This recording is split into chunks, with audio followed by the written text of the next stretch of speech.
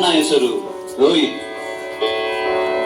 ನಾನೊಬ್ಬ ಹಳ್ಳಿಯ ಬಡ ಕುಟುಂಬದವನು.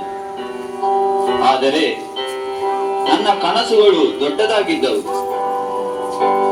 ನಾನು ಇಂದು ನನ್ನ ಈ ಸ್ಥಿತಿಗಾಗಿ ತುಂಬಾ ಪಶ್ಚಾತ್ತಾಪ ಪಡುತ್ತಿದ್ದೇನೆ. ನಾನು ನನ್ನ ಜೀವನವನ್ನೇ ಹಾಳು ಮಾಡಿದ್ದೇನೆ. ನನ್ನ ಈ ಸ್ಥಿತಿಗೆ ನಾನೇ ಕಾರಣ.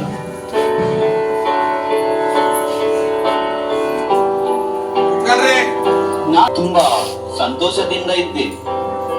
ನನ್ನ ಅಮ್ಮ ನನ್ನನ್ನು ತುಂಬಾ ತನ್ನ ಕೈಯಲ್ಲಿ ತುಂಬಾ ಪ್ರೀತಿಸುತ್ತಿದ್ದಳು. ನನ್ನೊಡನೆ ಕೀಟಲೆ ಮಾಡುತ್ತಿದ್ದಳು, ಜಗಳವಾಡುತ್ತಿದ್ದಳು. ನಾನು ಅವಳಿಗೆ ತಮಾಷೆ ಮಾಡಿ ಅವರಿಗೆ ಕೋಪ ಬರುವಂತೆ ಮಾಡುತ್ತಿದ್ದೆ. ಅವಳು ನನಗೆ ಹೊಡೆಯುತ್ತಿದ್ದಳು. ಆದರೂ ನಾನು ಅವಳಿಗೆ ಪ್ರೀತಿಯ ಅಣ್ಣನಾಗಿದ್ದೆ. ನನಗೆ ಸಂಗೀತ ಮತ್ತು ಡ್ಯಾನ್ಸ್ ನಲ್ಲಿ ತುಂಬಾ ಆಸಕ್ತಿ ಇತ್ತು. ನಾನು ಯಾವಾಗಲೂ ನನ್ನ ಗಿಟಾರ್ ತೆಗೆದುಕೊಂಡು ಸಂಗೀತವನ್ನು ನುಡಿಸುತ್ತಿದ್ದೆ. ಹಿಂಪಾಗಿ ಹಾಡುತ್ತಿದ್ದೆ. ನನ್ನ ಹಾಡು ಕೇಳಿ ನನ್ನ ಗೆಳೆಯರು ಮಂತ್ರಮುಗ್ಧರಾಗುತ್ತಿದ್ದರು. ನನಗೆ ಒಬ್ಬ ಒಳ್ಳೆಯ ಗಾಯಕ ಮತ್ತು ಸಂಗೀತಗಾರನಾಗಬೇಕೆಂಬ ಕನಸಿತ್ತು. ಅದಕ್ಕಾಗಿ ಹಗಲು ರಾತ್ರಿ ಸಂಗೀತ ಅಭ್ಯಾಸ ಮಾಡುತ್ತಿದ್ದೆ. ನನ್ನ ಗೆಳೆಯರು ನನಗೆ ಪ್ರೀತಿಯಿಂದ ಪ್ರೋತ್ಸಾಹ ಕೊಡುತ್ತಿದ್ದರು. ನನ್ನನ್ನು ಪ್ರೀತಿಯಿಂದ ರಾಕ್ ಸ್ಟಾರ್ ಎಂದು ಕರೆಯುತ್ತಿದ್ದರು.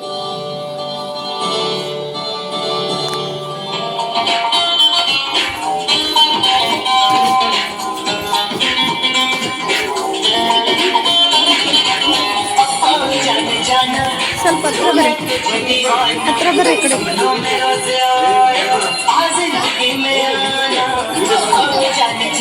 ಹತ್ರ ಬರ್ರಿ.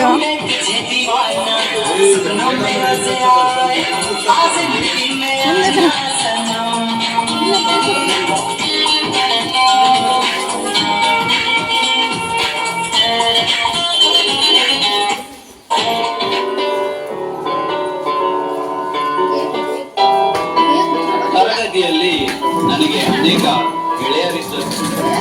ನಾನು ಗೆಳೆಯರೊಡನೆ ನನ್ನ ನೋಟ್ಸ್ ಅನ್ನು ಹಂಚಿಕೊಳ್ಳುತ್ತಿದ್ದೆ. ತರಗತಿಯಲ್ಲಿ ನಾನು ಕಲಿಯುವುದರಲ್ಲಿ ಎಲ್ಲರಿಗಿಂತ ಮುಂದೆ ಇದ್ದೆ.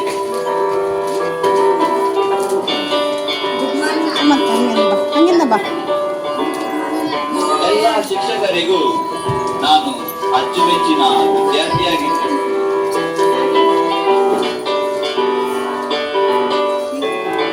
ಎಲ್ಲರ ಮುಂದೆ ನನ್ನನ್ನು ಪ್ರಶಂಸಿಸುತ್ತಿದ್ದರು. ನನಗೆ best student of the year ಎಂಬ ಅವಾರ್ಡ್ ಕೂಡ ಸಿಕ್ಕಿತ್ತು.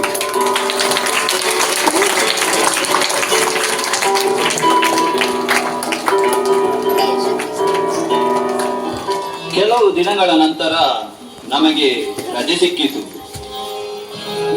ಆ ದಿನ ನನಗೆ ನೆನಪಿದೆ. ನನ್ನ ಒಬ್ಬ ಬೆಸ್ಟ್ ಫ್ರೆಂಡ್ ನ ಬರ್ತ್ಡೇ ಇತ್ತು. ನಾವೆಲ್ಲರೂ ಒಂದು ಪಾರ್ಟಿ ಮಾಡಿ ಎಂಜಾಯ್ ಮಾಡುವುದೆಂದು ನಿರ್ಧಾರ ಮಾಡಿದೆವು.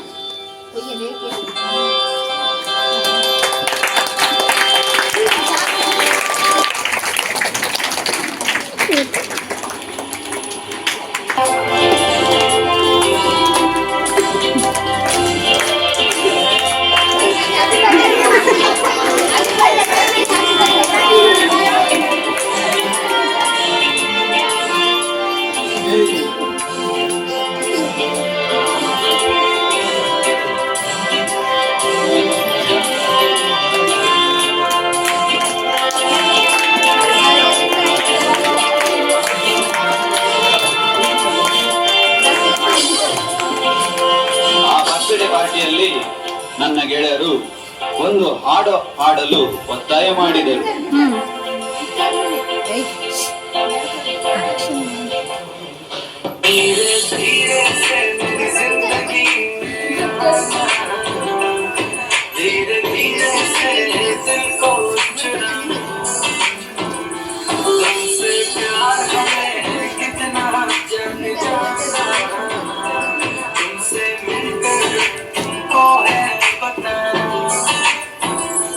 ಹಾಡು ಕೇಳಿ ನನ್ನ ಫ್ರೆಂಡ್ಸ್ ತುಂಬಾ ಖುಷಿ ಪಟ್ಟರು, ನನ್ನನ್ನು ಪ್ರಶಂಸಿಸಿದರು.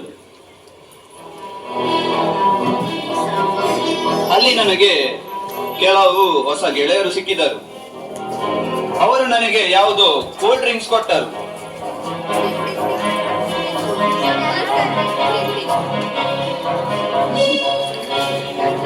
ಆ ಕೂಲ್ ಡ್ರಿಂಕ್ಸ್ ಕುಡಿದ ನಂತರ ನನಗೆ ತಲೆ ತಿರುಗಿದಂತಾಯಿತು. ಇಡೀ ಭೂಲೋಕವೇ ತಿರುಗಿದಂತಾಯಿತು. ನನಗೆ ಗಾಳಿಯಲ್ಲಿ ತೇಲುವ ಅನುಭವವಾಯಿತು. ಆ ನನ್ನ ಗೆಳೆಯರು ತಲೆ ತಿರುಗುವುದು ನಿಲ್ಲಲು ನನಗೆ ಸಿಗರೇಟ್ ಸೇದುವಂತೆ ಒತ್ತಾಯಿಸಿದರು. ಅವರು ಇಂದಿನಿಂದ ಏನೋ ಒಂದು ಹೊಸತನವನ್ನು ಸವಿಯಲು ಪ್ರಯತ್ನಿಸು ಎಂದು ಹೇಳಿದರು. ಅವರು ಮಾಡಿದ ಒತ್ತಾಯಕ್ಕೆ ಮಣಿದು ನಾನು ಸಿಗರೇಟ್ ಸೇದಿದೆ. ಅವರು ಆ ಸಿಗರೇಟ್ಗೆ ಯಾವುದೋ ಮಾದಕ ವಸ್ತು ಹಾಕಿ ಕೊಟ್ಟಿರಬೇಕು. ಆ ಸಿಗರೇಟ್ ಸೇದಿ ನನ್ನ ತಲೆ ತಿರುಗಿದಂತಾಯಿತು. ಆ ಗೆಳೆಯರು ನನಗೆ ಹಾಡಲು ಹೇಳಿದರು. ಆದರೆ ನನಗೆ ಹಾಡಲು ಆಗಲಿಲ್ಲ.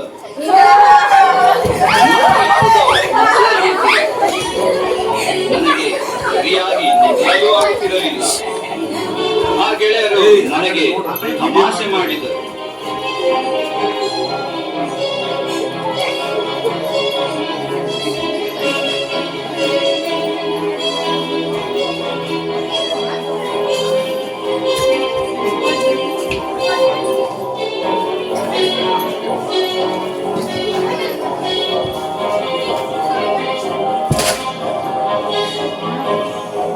ಆ ದಿನ ನಾನು ಮನೆಗೆ ಲೇಟಾಗಿ ಹೋಗಿದ್ದೆ. ನನ್ನ ಅಮ್ಮ ಮತ್ತು ತಂಗಿ ನನಗಾಗಿ ಮನೆಯಲ್ಲಿ ಕಾಯುತ್ತಿದ್ದರು.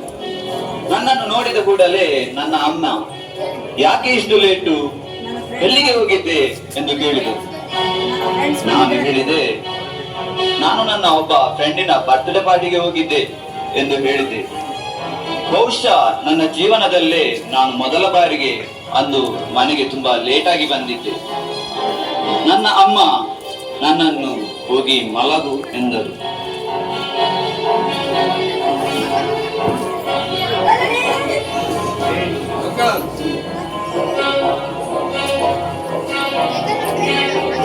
ಬೆಳಿಗ್ಗೆ ಏಳುವಾಗ ನನ್ನ ತಲೆ ತುಂಬಾ ಭಾರವಾದಂತೆ ಅನಿಸುತ್ತಿತ್ತು. ತಲೆ ನೋವಾಗುತ್ತಿತ್ತು.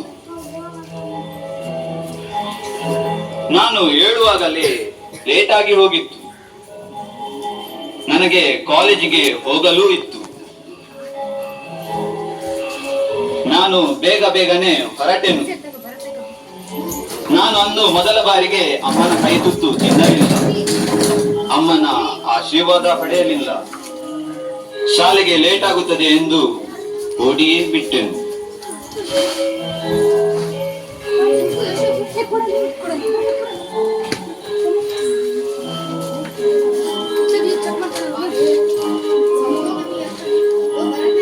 ಕಾಲೇಜ್ನಲ್ಲಿ ನನ್ನ ಬೆಸ್ಟ್ ಫ್ರೆಂಡ್ ಅಜಿತ್ ನನಗಾಗಿ ಕಾಯುತ್ತಿದ್ದ.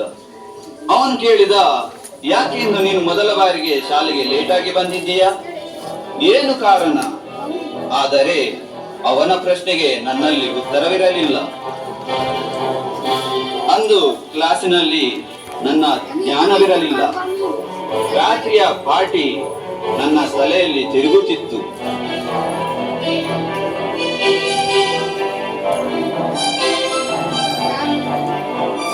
ಟೀಚರ್ ನನ್ನನ್ನು ನೋಡಿ, ಯಾಕೆ ಡಲ್ ಆಗಿದ್ದೀಯಾ, ಏನಾಯ್ತು ಎಂದು ಕೇಳಿದರು. ಅವರ ಪ್ರಶ್ನೆಗೆ ನನ್ನಲ್ಲಿ ಉತ್ತರವಿರಲಿಲ್ಲ.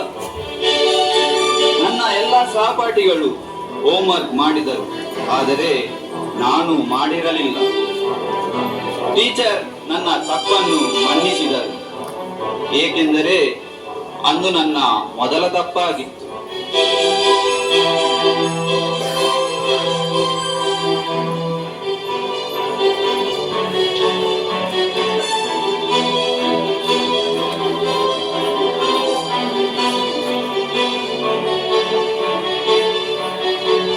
ಮುಗಿದು ಮನೆಗೆ ತೆರಳುವಾಗ ನನಗೆ ನೆನಪು ಬಂತು. 2 ದಿನಗಳ ನಂತರ ನನಗೆ ಇಂಡಿಯನ್ ಐಡಲ್ಗೆ ನನ್ನ ಆಡಿಷನ್ ಇತ್ತು. ಇಂಡಿಯನ್ ಐಡಲ್ ನನ್ನ ಬಹುದಿನದ ಕನಸು. ನನ್ನ ಸಂಗೀತ ಕಾರ್ಯಕ್ರಮ ನೀಡಲು ಆಡಿಷನ್ ಕೊಡುವ ಕಾರ್ಯಕ್ರಮವಿತ್ತು. ಆದರೆ ನಾನು ಅದಕ್ಕೆ ಯಾವುದೇ ತಯಾರಿ ಮಾಡಿರಲಿಲ್ಲ.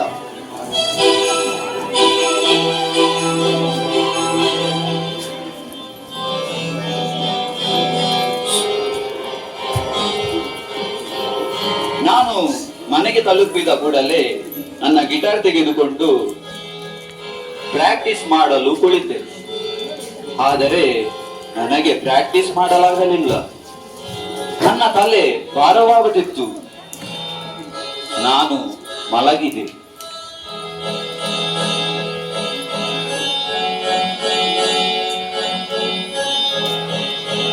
ಮರುದಿನ ನನ್ನ ಆಡಿಷನ್ ಇತ್ತು.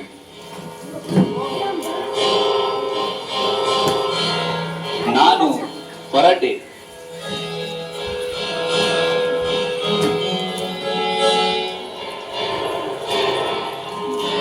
ನನ್ನ ಅಮ್ಮ ನನ್ನನ್ನು ಕಳುಹಿಸಿದರು. ನನ್ನ ತಂಗಿ ನನಗೆ ಗಿಟಾರ್ ತಂದು ಕೊಟ್ಟು ಆಲ್ ದಿ ಬೆಸ್ಟ್ ಹೇಳಿದರು. ನಾನು ಹೊರಟೆ.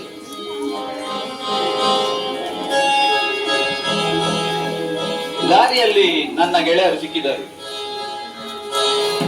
ಎಲ್ಲಿಗೆ ಹೋಗ್ತಾ ಇದ್ದಿ ಎಂದು ಹೇಳಿದರು. ನಾನು ನನ್ನ ಸಂಗೀತ ಆಡಿಷನ್ಗೆ ಹೋಗುವ ವಿಷಯ ತಿಳಿಸಿದೆ. ಅವರು ಹೇಳಿದರು, ಒಂದು ಸಿಗರೆಟ್ ಸೇದಿ ಮತ್ತೆ ಹೋಗು, ನಿನಗೆ ಆಡಿಷನ್ಗೆ ಧೈರ್ಯ ಬರುತ್ತದೆ.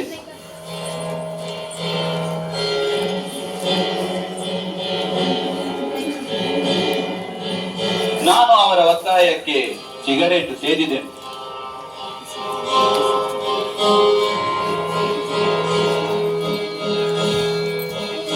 ನನಗೆ ಲೇಟ್ ಆಗುತ್ತದೆ ಎಂದು ಹೇಳಿ ಹೋದೆನು.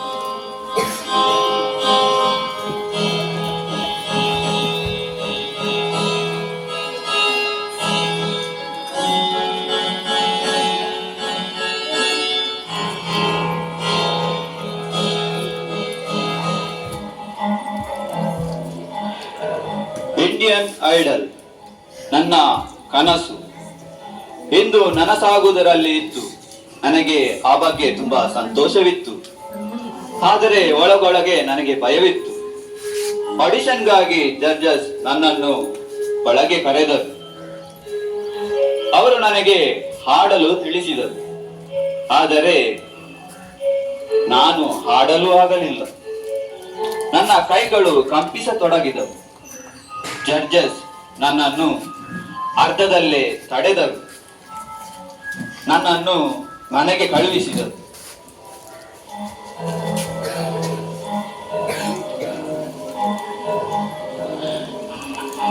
ನಾನು ಹತಾಶನಾದೆ. ಹೇಗೆಂದರೆ ನನ್ನ ಜೀವನದ ಕನಸು ಒಡೆದು ನುಚ್ಚು ನೂರಾಗಿತ್ತು. ನಾನು ಅಳುತ್ತಾ ಹೊರಗೆ ಬಂದೆ.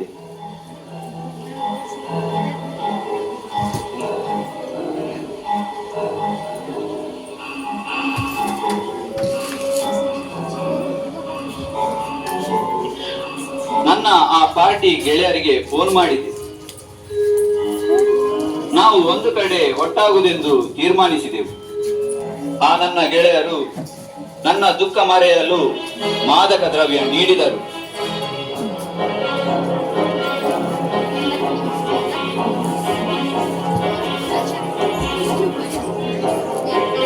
ಕ್ರಮೇಣ ನಾನು ಆ ಮಾದಕ ದ್ರವ್ಯಗಳ ದಾಸನಾದೆ.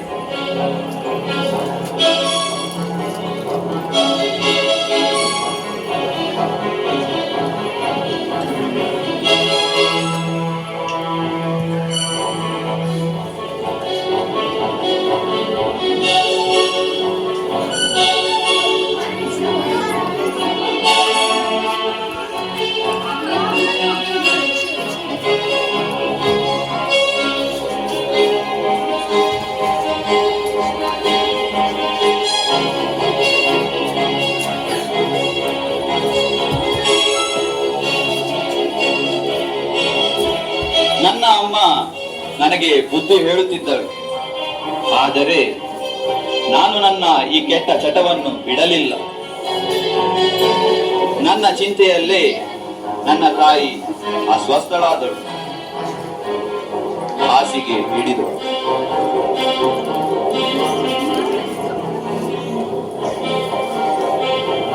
ನಾನು ಕ್ರಮೇಣ 24 ಗಂಟೆಯೂ ಮಾದಕ ದ್ರವ್ಯಗಳ ನಶೆಯಲ್ಲಿರುತ್ತಿದ್ದೆ.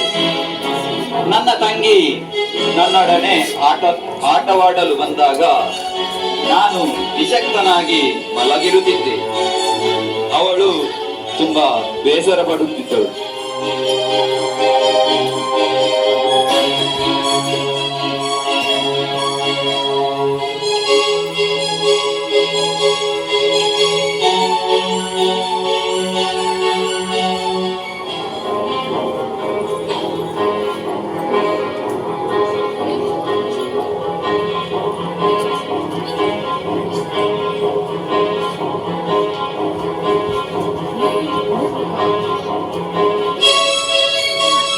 ಒಂದು ದಿನ ನಾನು ಮನೆಗೆ ಬಂದಾಗ ನನ್ನ ತಂಗಿ ಓಡಿ ಬಂದು ಬಿಕ್ಕಿ ಬಿಕ್ಕಿ ಅತ್ತಳು. ನನ್ನ ಅಮ್ಮನ ಅಸ್ವಸ್ಥತೆ ಉಲ್ಬಣವಾಗಿತ್ತು. ಸ್ವಲ್ಪ ಸಮಯದಲ್ಲಿ ನನ್ನ ಅಮ್ಮ ನಮ್ಮನ್ನು ಅನಾಥರನ್ನಾಗಿ ಮಾಡಿ ಈ ಲೋಕ ಬಿಟ್ಟು ಪರಲೋಕ ಸೇರಿದ್ದರು. ಒಳ್ಳೆಯ ಪ್ರತಿಭಾವಂತ ವಿದ್ಯಾರ್ಥಿಯಾಗಿದ್ದ ನಾನು ನನ್ನ ಜೀವನವನ್ನೇ ಹಾಳು ಮಾಡಿದೆ. ಈಗ ನಾನು ಮಾದಕ ದ್ರವ್ಯಗಳ ದಾಸನಾಗಿದ್ದೇನೆ. ಈ ದುಶ್ಚಟವನ್ನು ಬಿಡಬೇಕೆಂದು ನನಗೆ ಅನಿಸುತ್ತಿದೆ. ಆದರೆ ಆ ದುಶ್ಚಟವು ನನ್ನನ್ನು ಬಿಡುವುದಿಲ್ಲ. ಎಷ್ಟೇ ಪ್ರಯತ್ನ ಪಟ್ಟರೂ ಮಾದಕ ದ್ರವ್ಯಗಳ ಸೇವನೆ ಬಿಡಲು ಆಗುವುದಿಲ್ಲ. ನನಗೆ ಈ ಬದುಕೇ ಬೇಡವೆನಿಸುತ್ತಿದೆ. ಯಾರಾದರೂ ನನ್ನನ್ನು ಆಸ್ಪತ್ರೆಗೆ ಅಡ್ಮಿಟ್ ಮಾಡಿಸಿ, ಇಲ್ಲದಿದ್ದಲ್ಲಿ ನಾನು ಸಾಯುತ್ತೇನೆ. ನನಗೆ ಈ ದುಶ್ಚಟದಿಂದ ಮುಕ್ತಿ ಬೇಕು.